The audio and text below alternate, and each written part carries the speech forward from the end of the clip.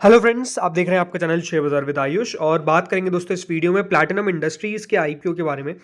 Again इसका भी आज दोस्तों सेकंड डे था और सेकंड डे का सब्सक्रिप्शन कैसा रहा है ये हम समझने वाले हैं। ज़रूर देखिए, जिस तरीके की आईपीओज है सब्सक्रिप्शन का डेटा नो डाउट हमेशा हमको देखिए काफ़ी ज़्यादा अब दिखाता है कि अच्छे आईपीओज को लेकर किस तरीके का रिस्पॉन्स अभी भी देखने को मिल रहा है। एग्जैक्टली वो भी यहाँ पर भी सेम ही है, लेकिन आज ज़रूर एक चीज़ हुई है इंपॉर्टेंट, वो है दोस्तों मार्केट में आज हमको फॉल देखने को मिला है, तो उसका असर ग्रे मार्केट पर भी पड़ा है और कितना पड़ा है इसके ऊपर हम बात करेंगे। तो वीडियो को देखिएगा, पूरा सब्सक्रिप्शन डेटा हम समझेंगे, सब कुछ बात करेंगे। लेकिन उससे पहले अभी तक फ्रेंड्स, अगर अभी तक आपने चैनल को सब्सक्राइब नहीं किया है तो सबसे पहले चैनल को आप लोग सब्सक्राइब कर लीजिएगा। सो फ्रेंड्स, प्लैटिनम इंडस्ट्रीज 2 दिन हो चुके हैं अब इस आईपीओ को, पूरे सेकंड डे था, सेकंड डे भी कंप्लीट हो चुका है। अब इस आईपीओ में 2 दिन माफ कीजिएगा, 1 दिन और बचा हुआ है जो है 29 यानी कल का दिन, 29 ऑफ फेब कल का दिन बचा हुआ है। 10 रुपए की इसकी फेस वैल्यू है, 162 से 171 का प्राइस बैंड है, 87 शेयर्स का लॉट साइज है कुल मिलाकर। इस बात का ध्यान रखिएगा दोस्तों, अगर आप आईपीओ में लगा रहे हैं for the very first time तो आपको दिख रहा होगा प्राइस बैंड 162 से 171, तो आप कहीं 162 पे, 163 पे या फिर 165, 167 या फिर 170 तक ना लगाएं, बिल्कुल भी ना लगाएं। हमेशा दोस्तों आईपीओ में लगाना है तो 171 यानी जो प्राइस बैंड है, प्राइस बैंड का अपर प्राइस बैंड जो है उसमें हमेशा लगाना है, या फिर आपको वहाँ पर ऑप्शन आता होगा कट ऑफ का, तो कट ऑफ प्राइस पे लगाना है। इस बात का ध्यान रखिएगा, इन दोनों पे ही आईपीओ लगाना है। अदरवाइज अगर आपने 170 पे एप्लीकेशन लगा दी मान लीजिए, तो आपका बिड रिजेक्ट हो जाएगा। इस बात का आपको ध्यान रखना है। 171 पे 87 शेयर अप्लाई करने हैं। कुल मिला के 235 करोड़ का ये आईपीओ है। अगेन पूरा का पूरा फ्रेश इशू है और बीएसई एनएसई दोनों पर इसकी लिस्टिंग होने जा रही है। दोस्तों, जो पहले दिन का सब्सक्रिप्शन का डेटा निकल कर आया था वो डेटा काफ़ी दमदार था। वो डेटा ये बता रहा था कि ये इशू के अंदर आपको बहुत दमदार सब्सक्रिप्शन देखने को मिलेगा। क्यूआईबी पोर्शन ज़रूर फर्स्ट डे पूरा सब्सक्राइब नहीं हो पाया था, मतलब बिल्कुल सब्सक्राइब नहीं हो पाया था, 7%। बट कोई बड़ी बात नहीं, क्योंकि क्यूआईबी सबको पता ही आखिरी दिन पैसा लगाते हैं। एचएनआई पोर्शन 13.68 टाइम सब्सक्राइब हुआ था और रिटेल पोर्शन 10.47 टाइम सब्सक्राइब हुआ था। टोटल मिलाकर 8 गुना दोस्तों पहले दिन के अंदर ये इशू सब्सक्राइब हो गया था। तो फर्स्ट डे के अंदर अगर 8 टाइम्स कोई इशू सब्सक्राइब हो रहा है तो उसका मतलब ये है कि उसके अंदर दमदार रिस्पॉन्स आने वाला है, इसकी पूरी पूरी गारंटी है। तो अब सेकंड डे कैसा रहा है चलिए ये देख लेते हैं। तो दोस्तों सेकंड डे भी क्यूआईबी पोर्शन पूरा सब्सक्राइब नहीं हो पाया, but close to fully subscribe हो चुका है। 90% सब्सक्रिप्शन जो है वो क्यूआईबी की तरफ से आ चुका है। कुल मिला के दोस्तों 27,52,375 शेयर्स क्यूआईबीज को ऑफर किए गए और 24,67,755 शेयर्स के लिए एप्लीकेशन आ चुकी है। कुल मिला के दोस्तों 42 करोड़ के आसपास अभी तक क्यूआईबीज की तरफ से लग चुके हैं इस इशू के अंदर, ये हम साफ कह सकते हैं। जरूर देखिए क्यूआईबीज कितना और पैसा लगाते हैं वो देखने वाली बात होगी, क्योंकि दोस्तों इशू का साइज देखें तो बहुत बड़ा नहीं है। और शायद तक ये भी देखना होगा कि क्यूआईबीज कितना इस इशू में पैसा लगाते हैं। मेरे हिसाब से क्लोज टू 100 to 150 टाइम्स के आसपास पैसा आना चाहिए। इस तरीके की मेरी एक्सपेक्टेशन है कल के दिन कि क्यूआईबीज इतना पैसा इस इशू में लगा सकते हैं। मेरी एक्सपेक्टेशन यही है, क्योंकि मेन बोर्ड में क्यूआईबीज का पैसा आता है। बट लेट्स सी आगे होता क्या है। अगली दोस्तों जो कैटेगरी आती है वो है नॉन इंस्टीट्यूशनल बायर्स की। कुल मिला के 42.93 टाइम दोस्तों एचएनआई पोर्शन सब्सक्राइब हो चुका है। कुल मिला के 1515 करोड़, जी हाँ 1515 करोड़ जो है वो अभी तक आ चुके हैं। किनके द्वारा ये आ चुके हैं? फ्रॉम द एचएनआई ने अभी तक इतना पैसा इस इशू में लगा दिया है, ये हम साफ कह सकते हैं। तो एचएनआई से देखिए पैसा लगा ही रहे हैं कुल मिला के। जिसमें अगर मैं बात करता हूँ, इसमें भी अगर हम बायफर्केट कर दे फ्रॉम बिग एचएनआई, तो बिग एचएनआई दोस्तों करीबन 34.57 टाइम पैसा लगा है। कुल मिला के 13,76,000 शेयर्स ऑफर किए गए एंड 4,75,00,000 शेयर्स के लिए एप्लीकेशन जो है वो अभी तक बिग एचएनआई ने इस इशू में डाल दी है। कुल मिला के 813 करोड़ जो है वो बिग एचएनआई ने अभी तक इस इशू में कुल मिलाकर डाले हैं। वहीं अगर बात करता हूँ स्मॉल एचएनआई की, तो स्मॉल एचएनआई तो सबसे आगे ही है। 60 टाइम्स के आसपास दोस्तों जो है स्मॉल एचएनआई कैटेगरी वो सब्सक्राइब हो चुकी है। अब शेयर से देखिए कुल मिला के 6,88,000 ऑफर किए गए और कुल मिला के 4 करोड़ 10 लाख शेयर्स के लिए एप्लीकेशन ऑलरेडी रिसीव हो चुकी है। 701.96 करोड़ अभी तक दोस्तों स्मॉल एचएनआई कैटेगरी से आ चुके हैं। तो ये दिखाता क्या है?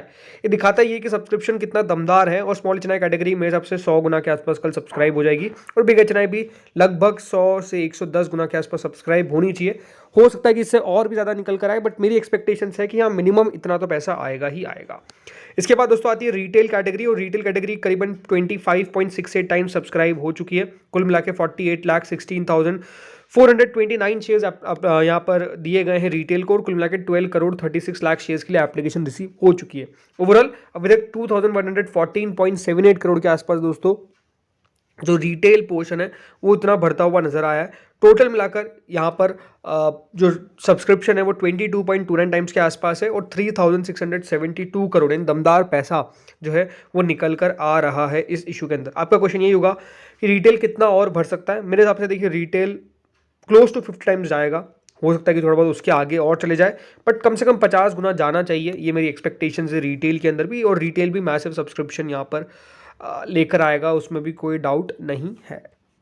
तो क्वेश्चन यही होगा आपको कि अप्लाई करना चाहिए कि नहीं अप्लाई करना चाहिए, बिकॉज बाजार गिर रहा है तो क्या इस इशू में पैसा लगाए कि नहीं लगाए। देखिए पैसा तो आ रहा है ना, इतना पैसा आ रहा है, इसका मतलब यही है कि मेरा आंसर क्या है आपको पता ही है, मैं खुद अप्लाई करने वाला हूँ। आप जरूर अपना जो भी डिसीजन अपने फाइनेंशियल एडवाइजर से कंसल्ट करें, बट मैं क्यों अप्लाई करने वाला हूँ, सिंपल सी बात है, इनके वैल्यूएशंस मुझे ठीक लगे, वैल्यूएशंस यहाँ पर ठीक थे, ये सबसे बढ़िया बात है इस कंपनी की। ROE ROCE ये सब भी दोस्तों कंपनी की काफ़ी ज़्यादा दमदार है, वो भी मुझे साफ लगा। इसलिए दोस्तों इस इशू में पैसा जो है वो आपको देखने को मिल रहा है, वैल्यूएशंस आकर्षक है और कंपनी लगातार ग्रोथ कर रही है फंडामेंटली। हाँ, और बढ़िया यहाँ पर हम कह सकते हैं कंपनी का जो ग्रोथ है वो भी एक अपने आप में बड़ा फैक्टर है, जिस तरीके से कंपनी ने अपने आप को बढ़ाया है। दूसरी बात देखिए 100% ये फ्रेश इशू है, तो सारा का सारा पैसा दोस्तों कंपनी के पास जाएगा, राइट। सारा का सारा पैसा दोस्तों कंपनी अपने यूटिलाइज करेगी एंड कंपनी इससे एक्सपांशन करने के ऊपर फोकस कर रही है। तो ये भी एक अच्छा पॉजिटिव बात है जो मुझे लगता है कि मार्केट यहाँ पर ज़रूर नोटिस करेगा। इसीलिए यहाँ पर तेज़ी होने की एक्सपेक्टेशंस है, मतलब अच्छी लिस्टिंग होने की एक्सपेक्टेशन है, तेज़ी नहीं, अच्छी लिस्टिंग होने की पूरी पूरी एक्सपेक्टेशन है मेरे हिसाब से। अब बात करते हैं इसकी ग्रे मार्केट के ऊपर, तो क्या ग्रे मार्केट गिरी है, तो आंसर इज यस, जी हाँ। 53.22% करंटली हो चुकी है, क्लोज टू 91 रुपीज़, यानी ऑलमोस्ट अभी 50% से ऊपर लिस्टिंग होने की एक्सपेक्टेशन से 171 का प्राइस है, उसके सामने 262 रुपीज़ पे लिस्टिंग हो सकती है। कल भी दोस्तों ग्रे मार्केट गिरी थी, 57.31% पे आ गई थी, करीबन 98 रुपीज़ यहाँ पर चल रही थी।